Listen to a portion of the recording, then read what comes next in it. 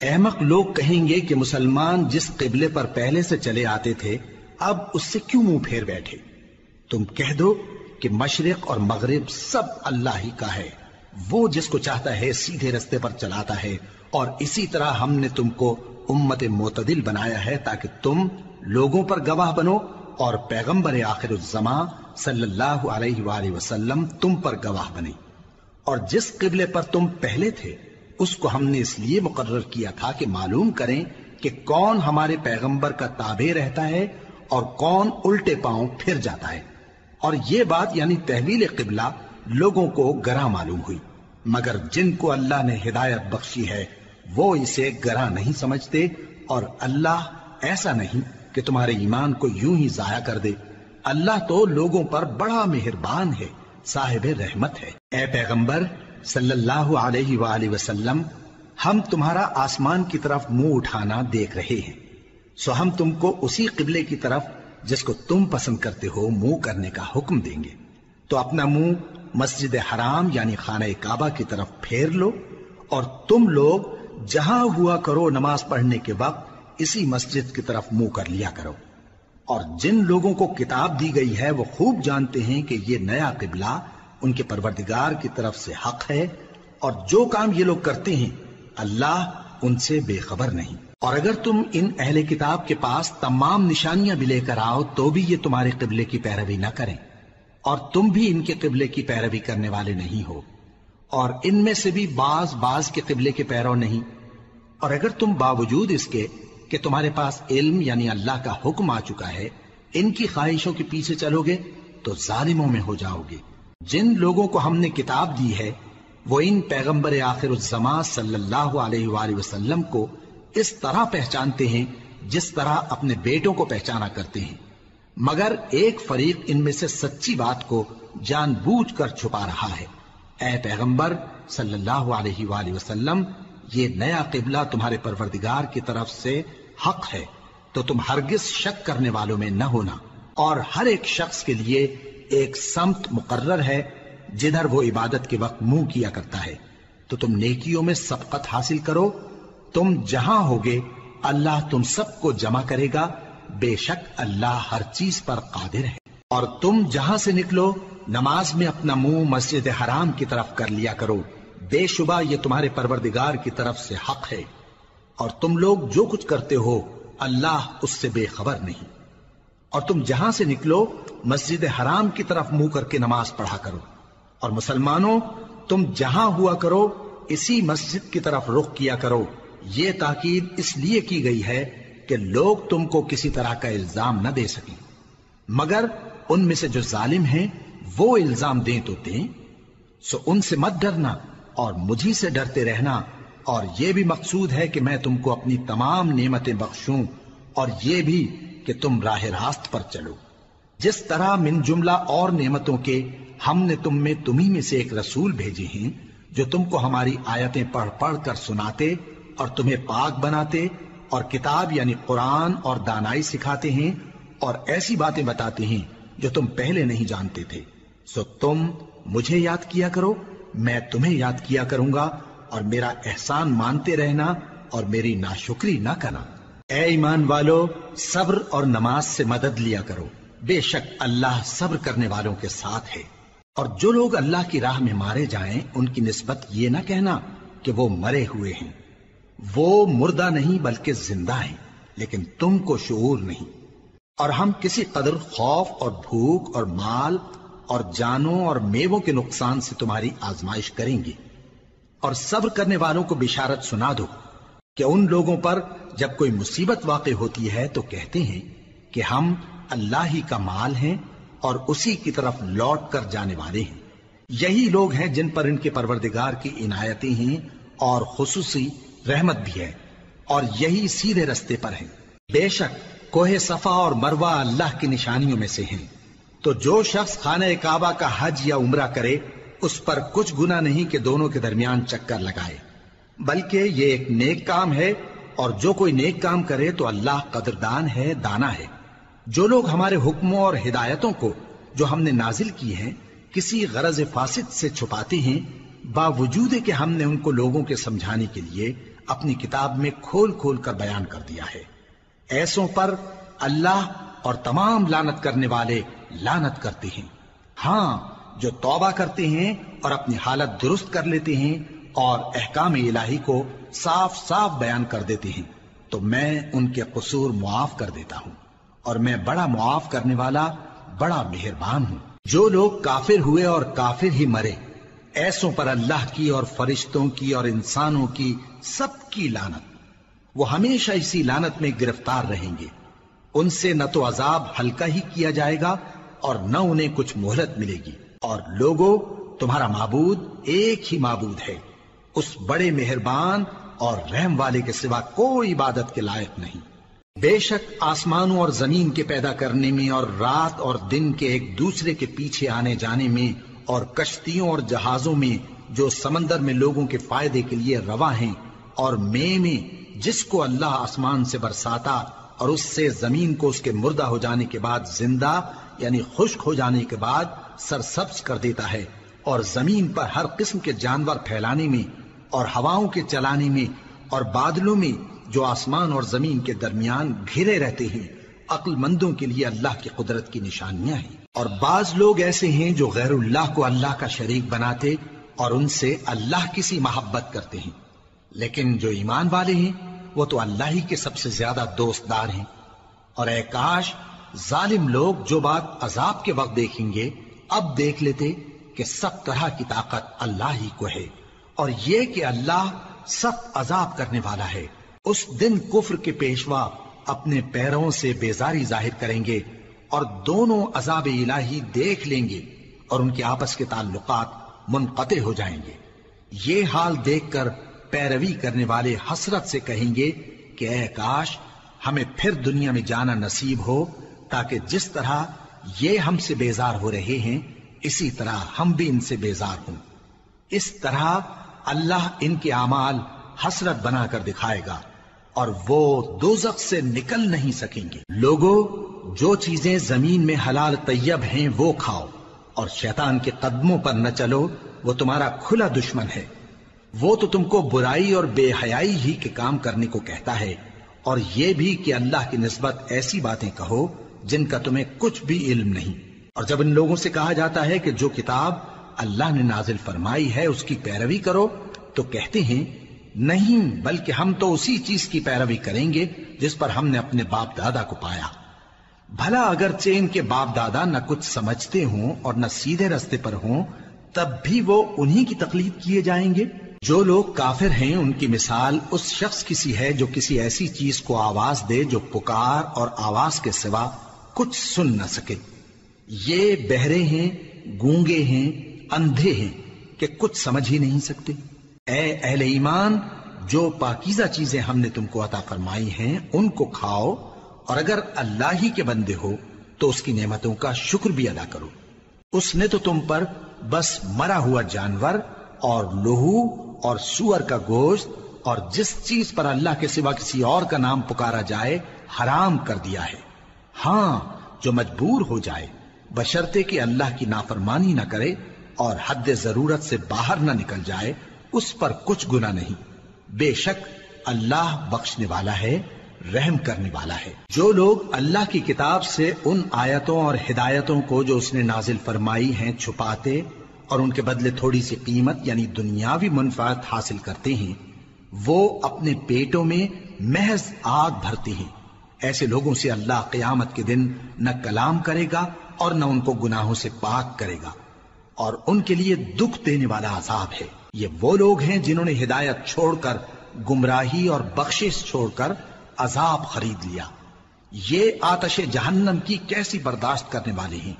یہ اس لیے کہ اللہ نے کتاب سچائی کے ساتھ نازل فرمائی، اور جن لوگوں نے اس کتاب میں اختلاف کیا وہ ضد میں آ کر نیکی سے دور ہو گئے ہیں۔ نیکی یہی نہیں کہ تم مشرق و مغرب کو قبلہ سمجھ کر ان کی طرف منہ کر لو، بلکہ نیکی یہ ہے کہ لوگ اللہ پر اور روز آخر پر اور فرشتوں پر اور اللہ کی کتاب پر اور پیغمبروں پر ایمان لائیں، اور مال باوجود عزیز رکھنے کے رشتہ داروں اور یتیموں اور محتاجوں اور مسافروں اور مانگنے والوں کو دیں، اور گردنوں کے چھڑانے میں خرچ کریں، اور نماز پڑھیں اور زکات دیں، اور جب عہد کر لیں تو اس کو پورا کریں، اور سختی اور تکلیف میں اور جنگ کے وقت ثابت قدم رہیں۔ یہی لوگ ہیں جو ایمان میں سچے ہیں، اور یہی ہیں جو اللہ سے ڈرنے والے ہیں۔ مومنوں، تم کو مقتولوں کے بارے میں قصاص یعنی خون کے بدلے خون کا حکم دیا جاتا ہے، اس طرح پر کہ آزاد کے بدلے آزاد مارا جائے، اور غلام کے بدلے غلام، اور عورت کے بدلے عورت۔ اور اگر قاتل کو اس کے مقتول بھائی کے قصاص میں سے کچھ معاف کر دیا جائے تو وارث مقتول کو پسندیدہ طریق سے قرارداد کی پیروی یعنی مطالبہ خون بہا کرنا اور قاتل کو خوشخوئی کے ساتھ ادا کرنا چاہیے۔ یہ تمہارے پروردگار کی طرف سے تمہارے لیے آسانی اور مہربانی ہے۔ اب جو اس کے بعد زیادتی کرے اس کے لیے دکھ کا عذاب ہے۔ اور اے اہل عقل، حکم قصاص میں تمہاری زندگانی ہے کہ تم قتل و خونریزی سے بچو۔ تم پر فرض کیا جاتا ہے کہ جب تم میں سے کسی کو موت کا وقت آ جائے تو اگر وہ کچھ مال چھوڑ جانے والا ہو تو ماں باپ اور رشتہ داروں کے لیے دستور کے مطابق وصیت کر جائے۔ اللہ سے ڈرنے والوں پر یہ ایک حق ہے۔ پھر جو شخص وصیت کو سننے کے بعد اس کو بدل ڈالے تو اس کے بدلنے کا گناہ انہی لوگوں پر ہے جو اس کو بدلیں، اور بے شک اللہ سنتا جانتا ہے۔ اب اگر کسی کو وصیت کرنے والے کی طرف سے کسی وارث کی طرفداری یا حق تلفی کا اندیشہ ہو تو اگر وہ وصیت کو بدل کر وارثوں میں صلح کرا دے تو اس پر کچھ گناہ نہیں، بے شک اللہ بخشنے والا ہے، رحم والا ہے۔ مومنوں، تم پر روزے فرض کیے گئے ہیں جس طرح تم سے پہلے لوگوں پر فرض کیے گئے تھے تاکہ تم پرہیزگار بنو۔ روزوں کے دن گنتی کے چند روز ہیں، تو جو شخص تم میں سے بیمار ہو یا سفر میں ہو تو دوسرے دنوں میں روزوں کا شمار پورا کر لے۔ اور جو لوگ روزہ رکھنے کی طاقت رکھیں لیکن رکھیں نہیں، وہ روزے کے بدلے محتاج کو کھانا کھلا دیں۔ اور جو کوئی اپنی مرضی سے زیادہ نیکی کرے تو اس کے حق میں زیادہ اچھا ہے، اور اگر سمجھو تو روزہ رکھنا ہی تمہارے حق میں بہتر ہے۔ روزوں کا مہینہ رمضان کا مہینہ ہے جس میں قرآن اول نازل ہوا، جو لوگوں کا رہنما ہے اور جس میں ہدایت کی کھلی نشانیاں ہیں، اور جو حق و باطل کو الگ الگ کرنے والا ہے۔ تو جو کوئی تم میں سے اس مہینے میں موجود ہو چاہیے کہ پورے مہینے کے روزے رکھے، اور جو بیمار ہو یا سفر میں ہو تو دوسرے دنوں میں روزے رکھ کر ان کا شمار پورا کر لے۔ اللہ تمہارے حق میں آسانی چاہتا ہے اور سختی نہیں چاہتا، اور یہ آسانی کا حکم اس لیے دیا گیا ہے کہ تم روزوں کا شمار پورا کر لو، اور اس احسان کے بدلے کہ اللہ نے تم کو ہدایت بخشی ہے تم اس کو بزرگی سے یاد کرو اور اس کا شکر کرو۔ اور اے پیغمبر، جب تم سے میرے بندے میرے بارے میں دریافت کریں تو انہیں معلوم ہو کہ میں تو تمہارے پاس ہی ہوں۔ جب کوئی پکارنے والا مجھے پکارتا ہے تو میں اس کی دعا قبول کرتا ہوں۔ تو ان کو چاہیے کہ میرے حکموں کو مانیں اور مجھ پر ایمان رکھیں تاکہ نیک رستہ پائیں۔ روزوں کی راتوں میں تمہارے لیے اپنی عورتوں کے پاس جانا جائز کر دیا گیا ہے، وہ تمہاری پوشاک ہیں اور تم ان کی پوشاک ہو۔ اللہ کو معلوم ہے کہ تم ان کے پاس جانے سے اپنے حق میں خیانت کرتے تھے، سو اس نے تم پر مہربانی کی اور تمہاری حرکات سے درگزر فرمائی، تو اب تم کو اختیار ہے کہ ان سے مباشرت کرو۔ اور اللہ نے جو چیز تمہارے لیے لکھ رکھی ہے یعنی اولاد، اس کو اللہ سے طلب کرو اور کھاؤ اور پیو، یہاں تک کہ صبح کی سفید دھاری رات کی سیاہ دھاری سے الگ نظر آنے لگے، پھر روزہ رکھ کر رات تک پورا کرو۔ اور جب تم مسجدوں میں اعتکاف بیٹھتے ہو تو ان سے مباشرت نہ کرو، یہ اللہ کی حدیں ہیں، ان کے پاس نہ جانا۔ اسی طرح اللہ اپنی آیتیں لوگوں کے سمجھانے کے لیے کھول کھول کر بیان فرماتا ہے تاکہ وہ پرہیزگار بنے۔ اور آپس میں ایک دوسرے کا مال ناحق نہ کھاؤ اور نہ اس کو رشوتاً حاکموں کے پاس پہنچاؤ تاکہ لوگوں کے مال کا کچھ حصہ ناجائز طور پر کھا جاؤ، اور اسے تم جانتے بھی ہو۔ اے پیغمبر، لوگ تم سے نئے چاند کے بارے میں دریافت کرتے ہیں کہ گھٹتا بڑھتا کیوں ہے۔ کہہ دو کہ وہ لوگوں کے کاموں کی میعادیں اور حج کے وقت معلوم ہونے کا ذریعہ ہے، اور نیکی اس بات میں نہیں کہ احرام کی حالت میں گھروں میں ان کے پچھواڑے کی طرف سے آؤ، بلکہ نیکوکار وہ ہے جو پرہیزگار ہو، اور گھروں میں ان کے دروازوں سے آیا کرو اور اللہ سے ڈرتے رہو تاکہ کامیاب ہو جاؤ۔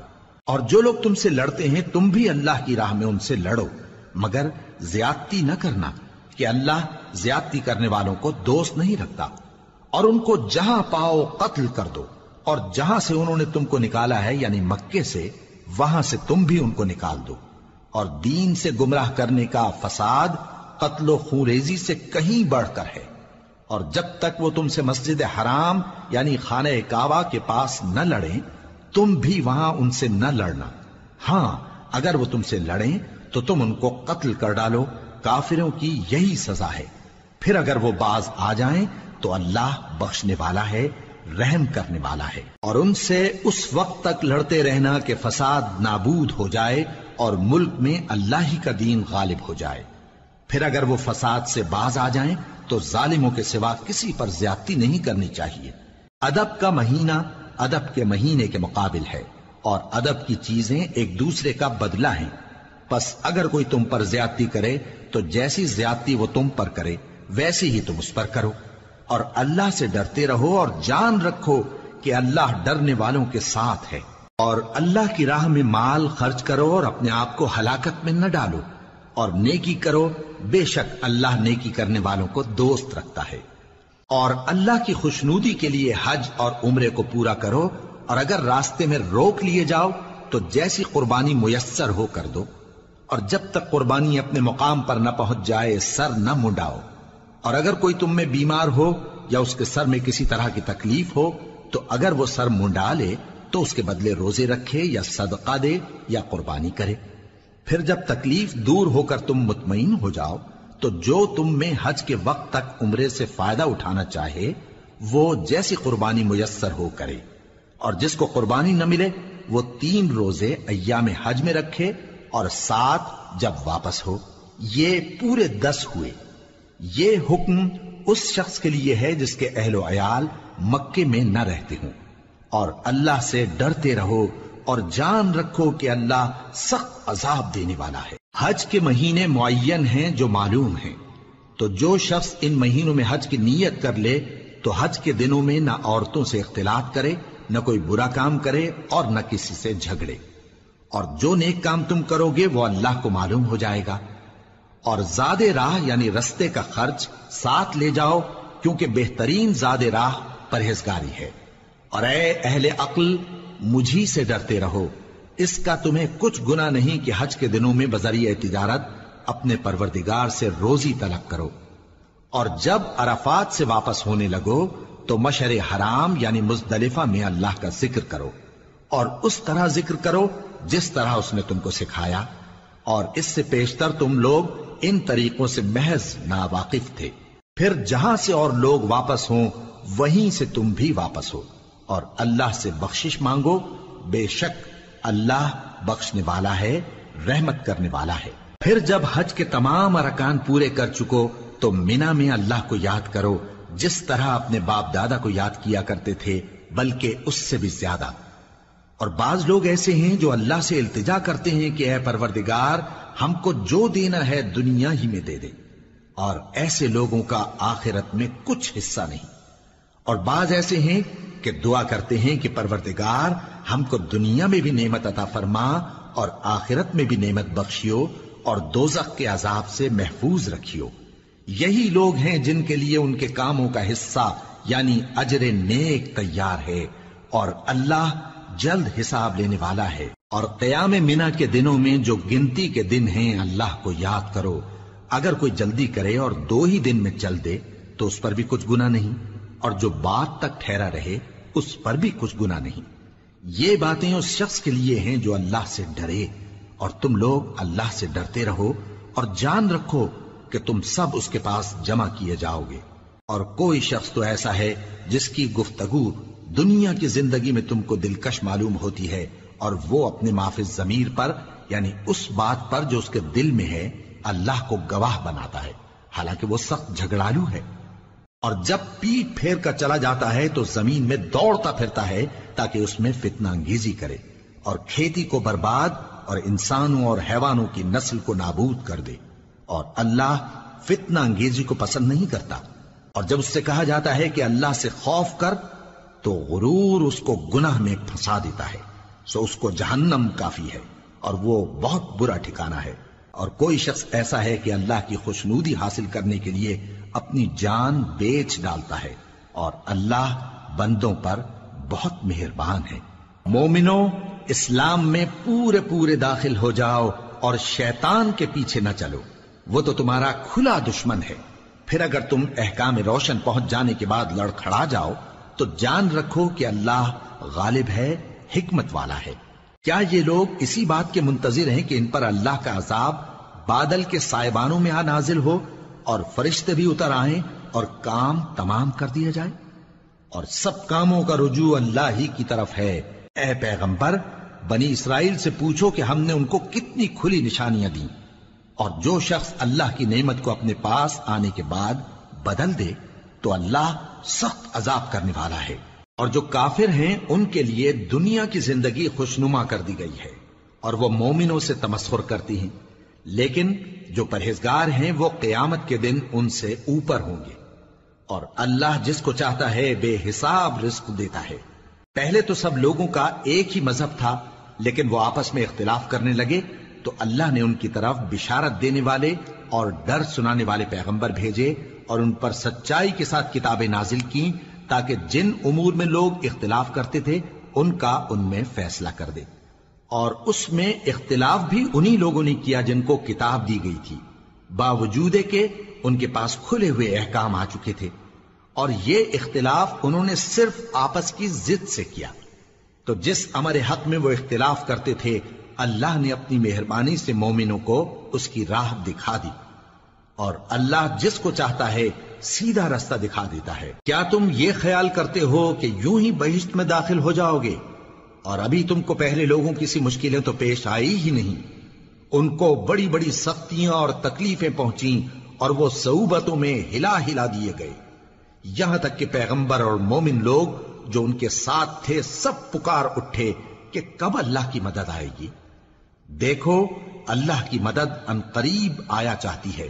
اے نبی، لوگ تم سے پوچھتے ہیں کہ اللہ کی راہ میں کس طرح کا مال خرچ کریں۔ کہہ دو کہ جو چاہو خرچ کرو، لیکن جو مال خرچ کرنا چاہو وہ درجہ بدرجہ اہل استحقاق یعنی ماں باپ کو اور قریب کے رشتہ داروں کو اور یتیموں کو اور محتاجوں کو اور مسافروں کو سب کو دو، اور جو بھلائی تم کرو گے اللہ اس کو جانتا ہے۔ مسلمانوں، تم پر اللہ کے رستے میں لڑنا فرض کر دیا گیا ہے، اور وہ تمہیں ناگوار تو ہوگا، مگر عجب نہیں کہ ایک چیز تم کو بری لگے اور وہ تمہارے حق میں بھلی ہو، اور عجب نہیں کہ ایک چیز تم کو بھلی لگے اور وہ تمہارے لیے مضر ہو، اور ان باتوں کو اللہ ہی بہتر جانتا ہے اور تم نہیں جانتے۔ اے پیغمبر، لوگ تم سے عزت والے مہینوں میں لڑائی کرنے کے بارے میں دریافت کرتے ہیں، کہہ دو کہ ان میں لڑنا بڑا گناہ ہے، اور اللہ کی راہ سے روکنا اور اس سے کفر کرنا اور مسجد حرام یعنی خانہ کعبہ میں جانے سے بند کرنا اور اہل مسجد کو اس میں سے نکال دینا جو یہ کفار کرتے ہیں، اللہ کے نزدیک اس سے بھی زیادہ گناہ ہے، اور فتنہ انگیزی خونریزی سے بھی بڑھ کر ہے۔ اور یہ لوگ ہمیشہ تم سے لڑتے رہیں گے، یہاں تک کہ اگر مقدور رکھیں تو تم کو تمہارے دین سے پھیر دیں، اور جو کوئی تم میں سے اپنے دین سے پھر کر کافر ہو جائے گا اور کافر ہی مرے گا تو ایسے لوگوں کے اعمال دنیا اور آخرت دونوں میں برباد ہو جائیں گے، اور یہی لوگ دوزخ میں جانے والے ہیں جس میں ہمیشہ رہیں گے۔ جو لوگ ایمان لائے اور اللہ کے لیے وطن چھوڑ گئے اور کفار سے جنگ کرتے رہے وہی اللہ کی رحمت کے امیدوار ہیں، اور اللہ بخشنے والا ہے، رحمت کرنے والا ہے۔ اے پیغمبر، لوگ تم سے شراب اور جوئے کا حکم دریافت کرتے ہیں، کہہ دو کہ ان میں گناہ بڑے ہیں اور لوگوں کے لیے کچھ فائدے بھی ہیں، مگر ان کے گناہ فائدوں سے کہیں زیادہ ہیں۔ اور یہ بھی تم سے پوچھتے ہیں کہ اللہ کی راہ میں کون سا مال خرچ کریں، کہہ دو کہ جو ضرورت سے زیادہ ہو۔ اس طرح اللہ تمہارے لیے اپنے احکام کھول کھول کر بیان فرماتا ہے تاکہ تم سوچو، یعنی دنیا اور آخرت کی باتوں میں غور کرو۔ اور تم سے یتیموں کے بارے میں بھی دریافت کرتے ہیں، کہہ دو کہ ان کی حالت کی اصلاح بہت اچھا کام ہے، اور اگر تم ان سے مل جل کر رہنا یعنی خرچ اکٹھا رکھنا چاہو تو وہ تمہارے بھائی ہیں، اور اللہ خوب جانتا ہے کہ خرابی کرنے والا کون ہے اور اصلاح کرنے والا کون۔ اور اگر اللہ چاہتا تو تم کو تکلیف میں ڈال دیتا، بے شک اللہ غالب ہے، حکمت والا ہے۔ اور مومنوں مشرک عورتوں سے جب تک وہ ایمان نہ لائیں نکاح نہ کرنا، کیونکہ مشرک عورت خواہ تم کو کیسی ہی بھلی لگے اس سے مومن لونڈی بہتر ہے، اور اسی طرح مشرک مرد جب تک ایمان نہ لائیں مومن عورتوں کو ان کی زوجیت میں نہ دینا، کیونکہ مشرک مرد سے خواہ وہ تم کو کیسا ہی بھلا لگے مومن غلام بہتر ہے۔ یہ مشرک لوگوں کو دوزخ کی طرف بلاتی ہیں، اور اللہ اپنی مہربانی سے بہشت اور بخشش کی طرف بلاتا ہے، اور اپنے حکم لوگوں سے کھول کھول کر بیان کرتا ہے تاکہ نصیحت حاصل کریں۔ اور تم سے حیض کے بارے میں دریافت کرتے ہیں، کہہ دو وہ تو نجاست ہے، سو ایام حیض میں عورتوں سے کنارہ کش رہو، اور جب تک وہ پاک نہ ہو جائیں ان سے مقاربت نہ کرو۔ ہاں جب وہ پاک ہو جائیں تو جس طریق سے اللہ نے تمہیں ارشاد فرمایا ہے ان کے پاس جاؤ، کچھ شک نہیں کہ اللہ توبہ کرنے والوں اور پاک صاف رہنے والوں کو دوست رکھتا ہے۔ تمہاری عورتیں تمہاری کھیتی ہیں، تو اپنی کھیتی میں جس طرح چاہو جاؤ، اور اپنے لیے نیک عمل آگے بھیجو، اور اللہ سے ڈرتے رہو، اور جان رکھو کہ ایک دن تمہیں اس کے روبرو حاضر ہونا ہے۔ اور اے پیغمبر ایمان والوں کو بشارت سنا دو، اور اللہ کے نام کو اس بات کا ہیلہ نہ بنانا کہ اس کی قسمیں کھا کھا کر سلوک کرنے اور پرہیزگاری کرنے اور لوگوں میں صلح و سازگاری کرانے سے رک جاؤ، اور اللہ سب کچھ سنتا ہے جانتا ہے۔ اللہ تمہاری لغو قسموں پر تم سے مواخذہ نہیں کرے گا، لیکن جو قسمیں تم قصد دلی سے کھاؤ گے ان پر مواخذہ کرے گا، اور اللہ بخشنے والا ہے بردبار ہے۔ جو لوگ اپنی عورتوں کے پاس جانے کی قسم کھا لیں ان کو 4 مہینے تک انتظار کرنا چاہیے۔ اگر اس عرصے میں قسم سے رجوع کر لیں تو اللہ بخشنے والا ہے، مہربان ہے، اور اگر طلاق کا ارادہ کر لیں تو بھی اللہ سنتا ہے جانتا ہے۔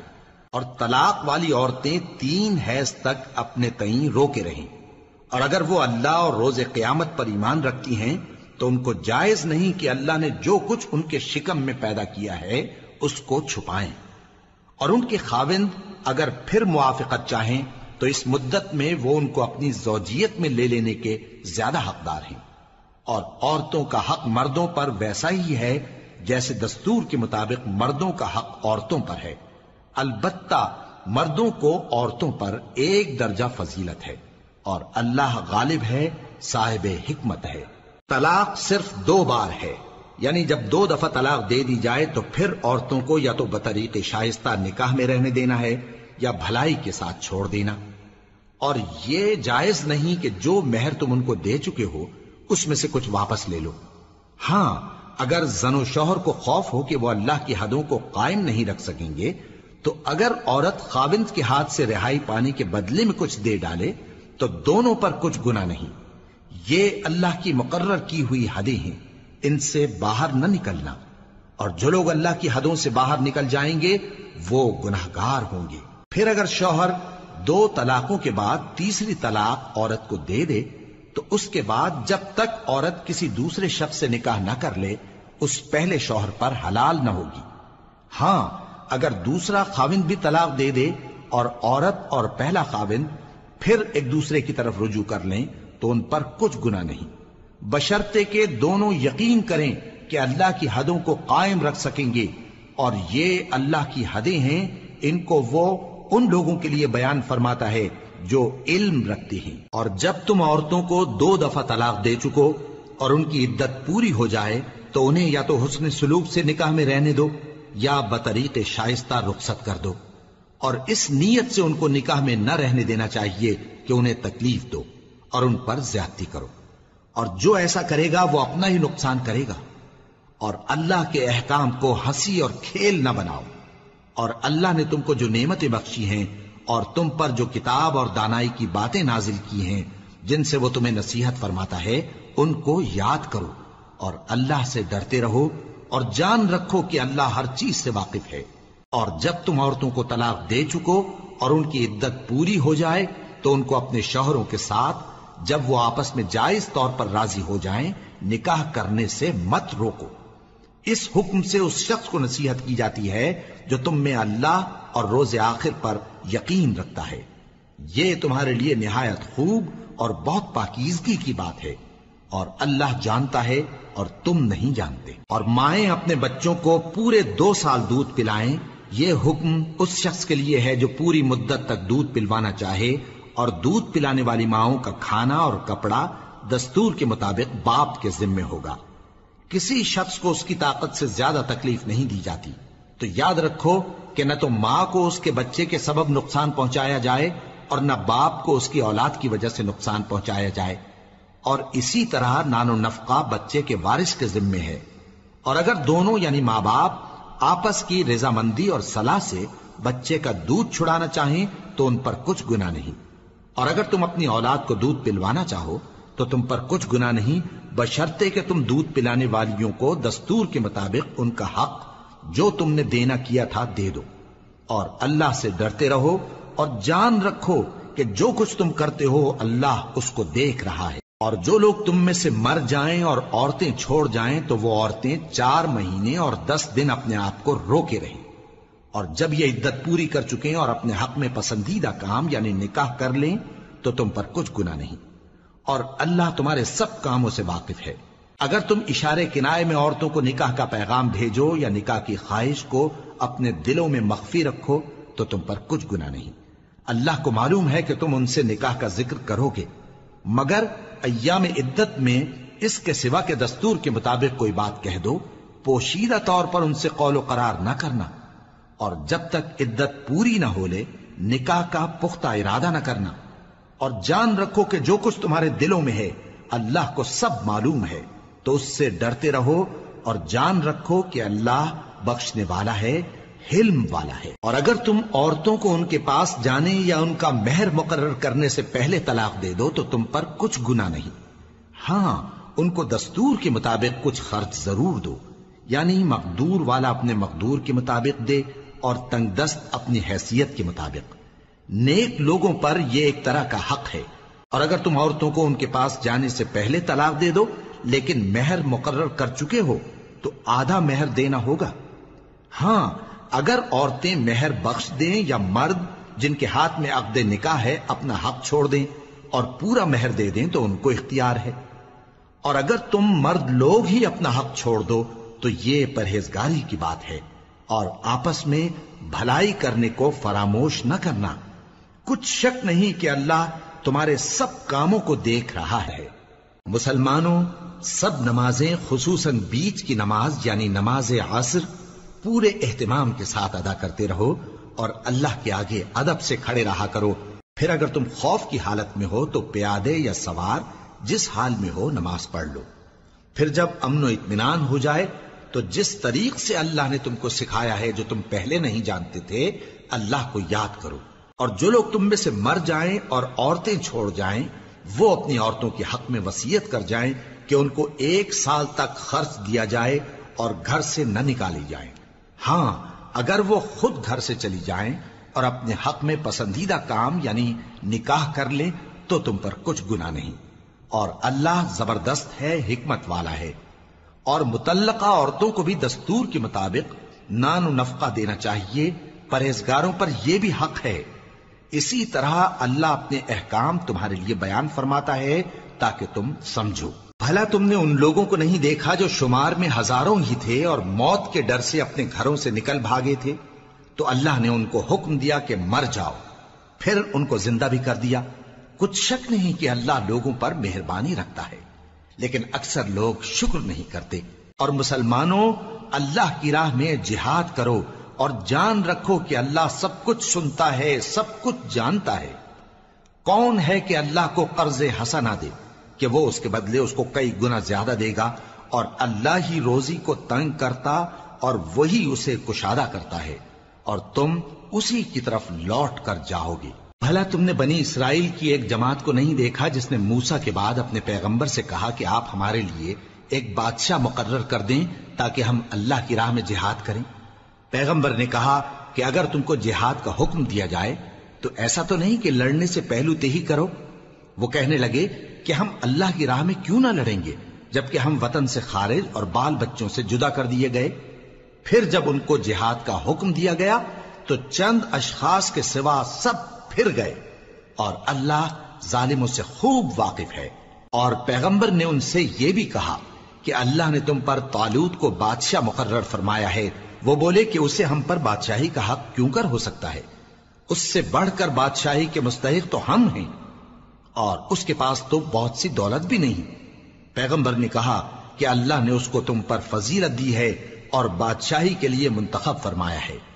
اس نے اسے علم بھی بہت سا بخشا ہے اور تن و توش بھی بڑا عطا کیا ہے، اور اللہ کو اختیار ہے جسے چاہے بادشاہی بخشے، وہ بڑا کشائش والا ہے، دانا ہے۔ اور پیغمبر نے ان سے کہا کہ ان کی یعنی طالوت کی بادشاہی کی نشانی یہ ہے کہ تمہارے پاس وہ صندوق آئے گا جس کو فرشتے اٹھائے ہوئے ہوں گے، اس میں تمہارے پروردگار کی طرف سے تسلی بخشنے والی چیز ہوگی اور کچھ اور چیزیں بھی ہوں گی جو موسیٰ اور ہارون چھوڑ گئے تھے۔ اگر تم ایمان رکھتے ہو تو یہ تمہارے لیے ایک بڑی نشانی ہے۔